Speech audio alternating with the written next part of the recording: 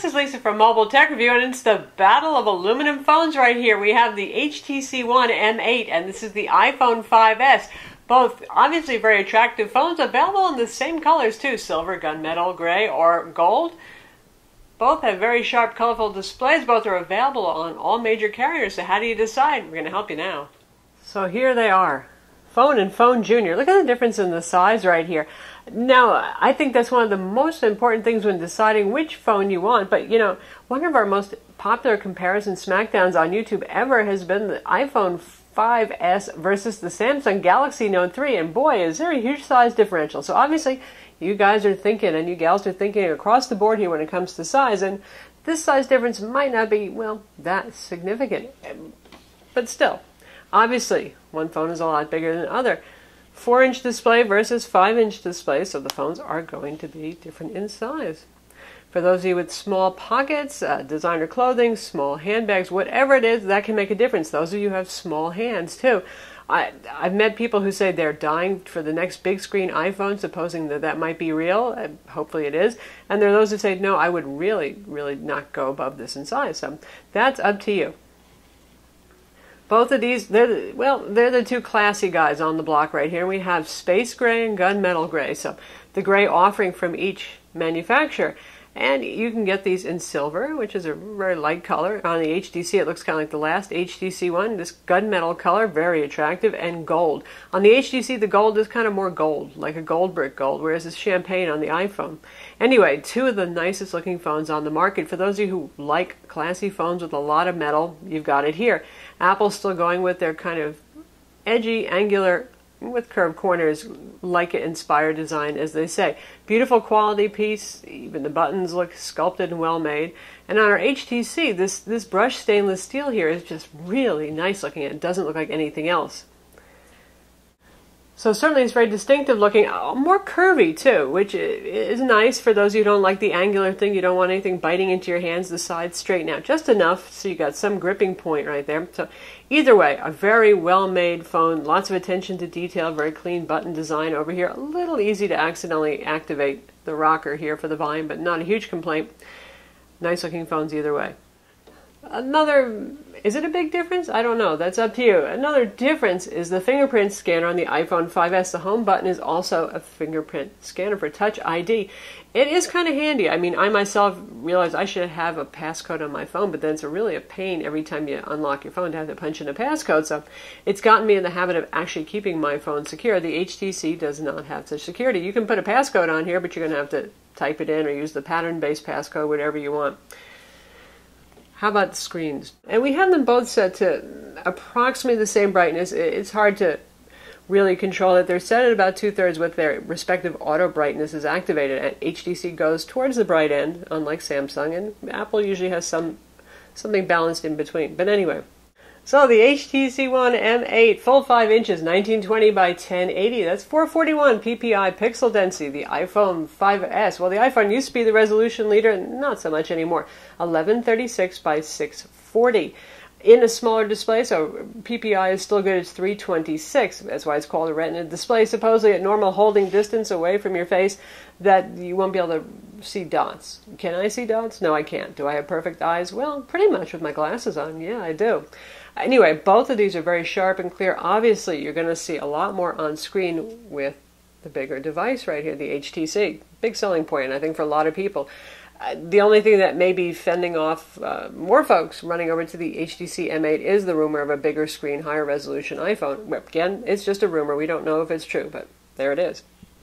Something else that's holding people either to Android right here or iOS is their love of those respective operating systems. That's always really important. I know a lot of you are now dabbling in both of them. It's great to see. Less fanboyism, more trying out and see which is the one that's best for you. Maybe you like them both.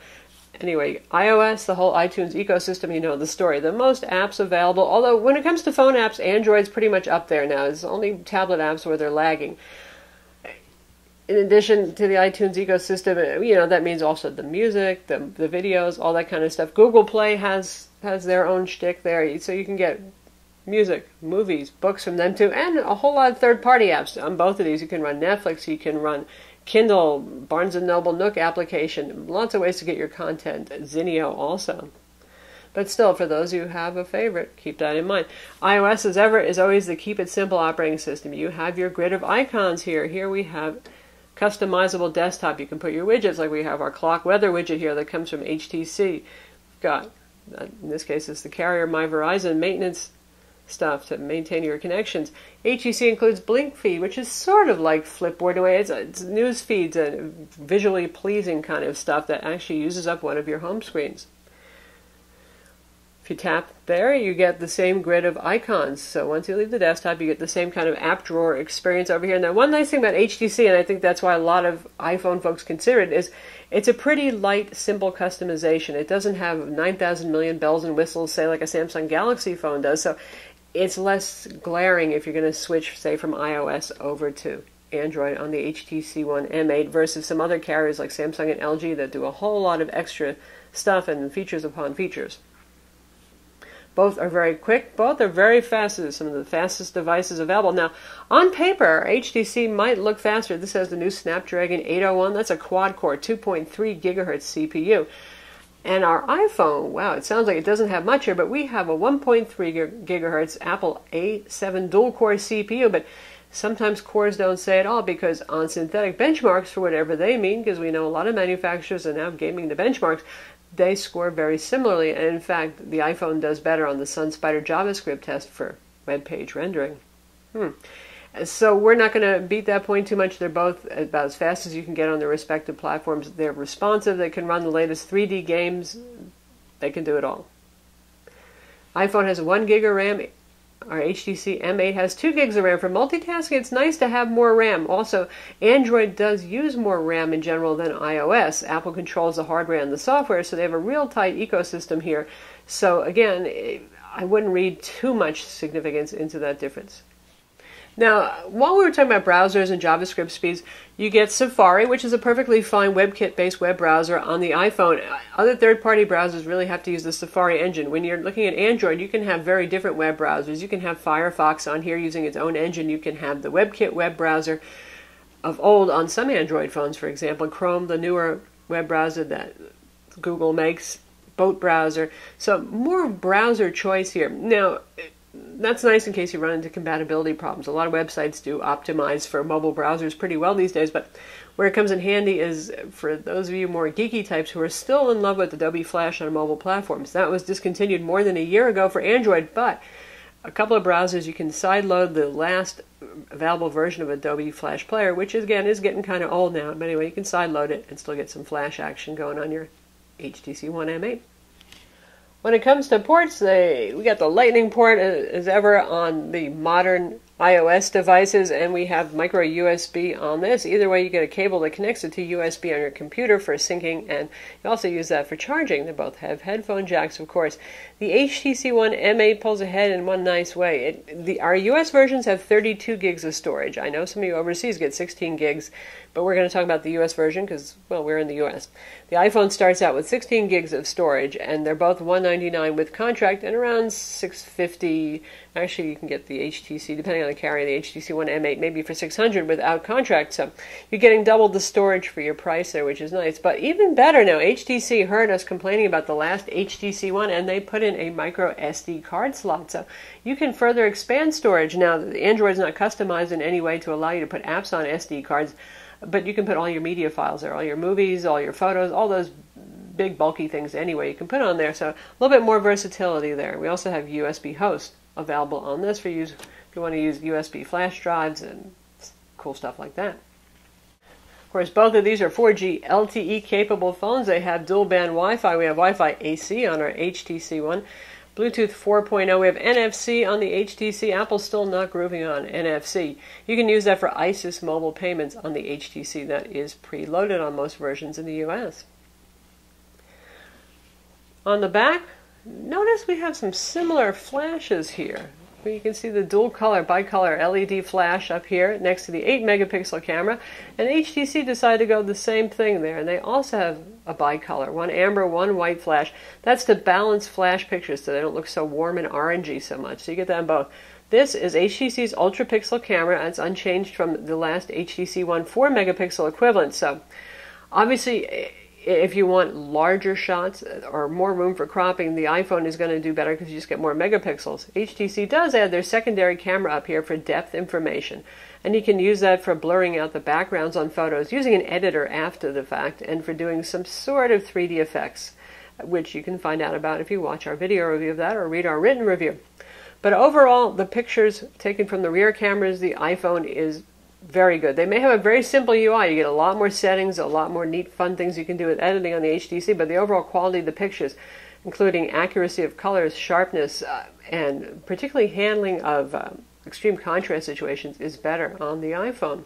And we'll show you an example of a low light shot. That's one place where the HTC should do better because ultra pixel cameras have larger pixel size, so they let in more light. But still, we see that the HTC tends to blow out the whites. And we'll show you a picture taken of our cute kitty cat with both of these.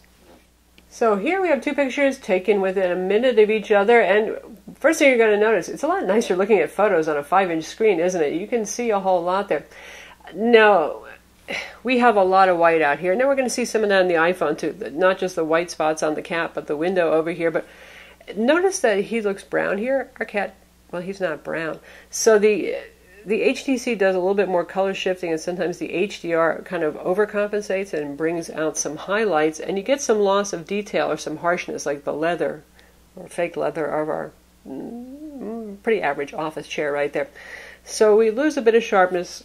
We lose a bit of that saturation. Now let's take a look at our iPhone picture. And as we zoom in, there's actually more fine detail on the fur. I know it's kind of a little hard to see here since we're talking about small screen devices. And the white is not as blotched out as it is on our HTC One, where it becomes a kind of oozing out blob of white. And then the detail on the chair, it's got more variety there in the black tones, whereas this has become kind of sort of posterized on our HTC One. It's looking a bit better on the iPhone. Now, they're both not bad photos in a very difficult shot in a dark room with just a little bit of light filtering in the window. But in low light is where HTC should be doing the best, so the iPhone still has a bit of an edge there. Here, the iPhone has the dubious ability to stand up on an edge. Wow, there's a selling point for a phone. Just kidding. How about accessory ecosystem? iOS, well, every iPhone out there, there's a million accessories, from speakers to cases to little miniature keyboards, you name it. There's a whole lot of stuff out there. So you people who love to accessorize, pick me up, your idea of a pick me up is to go out and get a new colored case. There you have it. HTC has a couple of accessories. There's the Dock View case that we showed in our full review of that. Love that case. They have a couple of other flip cases there. Not exactly accessory nirvana compared to the iPhone. Now, some of you buy the phone, buy the case, and you're done with it. You don't want to buy a bazillion accessories. You know who you are. It's up to you. With Android, because it's a little bit more open and with things like USB and Bluetooth, it's pretty easy to use a variety of Bluetooth accessories there. So it's not exactly the end of the world. It's going to work with Bluetooth speakers, with keyboards, with mice, game controllers. There's a few Bluetooth game controllers on the market anyway. So there you have that. In terms of speakers, our iPhone has, right down there, there's our speaker. It's okay. It's not bad. Nobody's going to say, gee, I can't believe that's a phone. HTC One has the Boom Sound stereo speakers, top and bottom. Gone is the Beats audio, but still 25% louder than the last Boom Sound speakers on the first HTC One. Loud enough, full enough that really it sounds more like an Ultrabook than a phone. Pretty impressive there. But how about the front camera? That isn't, we don't spend a lot of time talking about that because generally they are uniformly mediocre, whether they're 1 megapixel or 2 megapixel. They're almost an afterthought. We have our FaceTime HD 720p camera up front. Now, as cameras go on phones, front cameras, that's not a bad camera. HTC went all out with this. They have a 5 megapixel front camera, backside illuminated sensor, HDR, all the bells and whistles. Can shoot 1080p video. It is awesome looking. It is really good looking. So if you're into selfie madness or you do a whole lot of video chat, you're going to enjoy that. I would say that Apple fights back with the FaceTime experience. It's a really great way. It makes it very easy to connect well with other iOS, Mac users.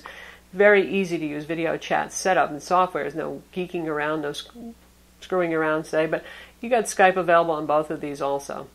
In terms of their wireless performance, they're both very good voice phones. They both get similar LTE download and upload speeds, so a tie there, really. Not one is not better than the other when it comes to that. They both play nicely with Bluetooth headsets and the like for calls. Both have GPS. The GPS works fine on both of those. You get the great Google Maps, of course, built in on your HTC One M8, but you can download all sorts of Google services for your iPhone too. And you can discover that it can tip over every once in a while. Do not spend your day doing that because, yeah. And there we have this keyboard, which reminds me, this is the iPhone's pretty close to unchanging keyboard. They make small mods once in a while. If you want to hit the numbers, you got to hit the number. That kind of makes me a little bit crazy. I don't like that. So let's see what HTC has for their keyboard. And here's HTC keyboard. I love the optional press and hold to get your numbers. My personal preference is actually this keyboard. Now with Android, you can add all sorts of third-party keyboards on too, so that's nice. The iPhone, it does have, one thing it has going for it is it's just very good. Most people find that they can do very good error-free typing on it, so functionally it works very well. But in terms of folks who want the easy access to the numbers and other things, Android has a little heads up there. When it comes to voice command, on our iPhone we get Siri, you know all about that. Now it's reasonably pretty accurate, it's often very entertaining, she seems to have a little bit of a sense of humor, and we get Google voice control and voice search on the HTC One M8, which works very well also. Google it's not known for their sense of humor, but that's okay, it's straightforward, it gets the job done, use it all the time, so either way you're going to get some pretty good voice command. Both of these have batteries that are sealed inside. Obviously, you don't see any way to open this up, do you? No. And the iPhone is sealed too. Bigger battery here in the HTC One M8. Well, of course, it also needs a higher clock CPU, quad-core 2.3 gigahertz CPU with a bigger 5-inch display pushing more pixels versus our 1.3 gigahertz dual-core with a smaller display and fewer pixels. But 2600 milliamp, talking around 1500 milliamps for the iPhone. So HTC obviously has more battery power. To a certain extent it needs it, but one of the neat things about the HTC M8 is its very good battery life. Really, it's very hard to kill on a full day of use, even with heavy use on a charge. The iPhone's pretty good. It'll generally make it through the day. With heavy use, you might find you're not going to make it till 10 o'clock at night if you start out early in the day. It's about average among smartphones. So the HTC One M8 pulls through with better battery life, and it also managed to play video for longer than our iPhone 5S did. In the US edition, we don't yet have it, but there's going to be an extreme power saving mode that you can choose to. Now, that limits greatly what you can do with the phone. You can only do email, text, voice calls, but then supposedly with 20% battery, you can go on for an obscene number of hours. So if you ever get stuck on a desert island, that would be the option you want. So which would I pick? You're going to hate me because I'm going to say one of each. And I'm fortunate enough because I review these all the time. I do get to carry more than one phone. I really wouldn't want to choose between these. I do enjoy the iPhone 5S because it's small, it's simple, it's very reliable. The whole FaceTime experience, if you know other iOS users, is really very great. And the iMessage experience too is compelling. The selection of apps, all that sort of stuff. The security, it's all very nice, the fingerprint ID. So even though it's smaller, it's less wow with bells and whistles, it has a lot of attraction and I actually enjoy it a lot. The HTC One M8, on the other hand, absolutely gorgeous design. I do prefer a bigger screen. I really do enjoy the bigger screen. Looking at photos, watching videos, all that sort of thing. And the customizability of Android is very appealing. So the thing is, either way, you're going to get a really nice phone. And that's a good thing. So that's the HTC One M8. That's the revised HTC One, just available now, and the iPhone 5S. Either way, you're getting a really nice phone. And this is a hard decision. Man, I want one of each, basically. I'm Lisa from Mobile Tech Review. Be sure to watch our reviews of each of these on YouTube, read our written reviews, and subscribe to our YouTube channel.